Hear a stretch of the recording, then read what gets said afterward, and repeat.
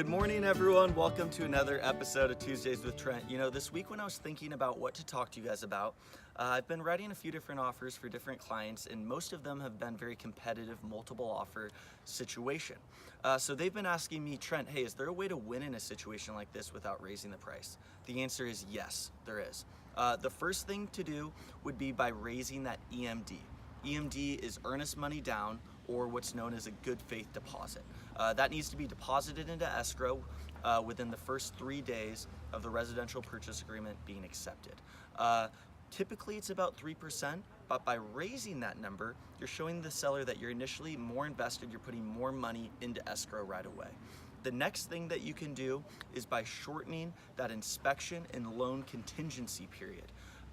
If you're wondering what contingencies are, I'm going to talk all about them next week in my episode. But typically the inspection contingency period is 17 days and the loan contingency period is 21 days. So by lowering that, the seller is taking less of a risk by accepting your offer.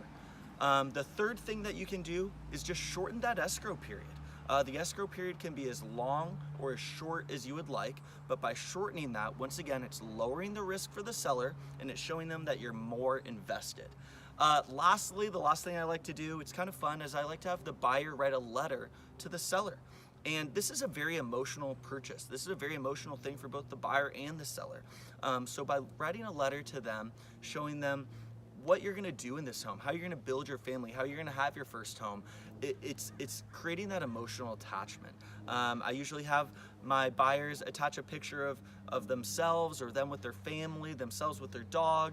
So now the seller's really connecting with them on a deeper level. You have to remember this is a very emotional time for both the buyer and the seller.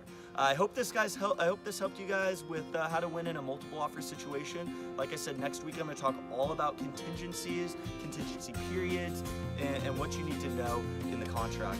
Thanks so much, you guys. Looking forward to talking to you guys next week. Thanks again.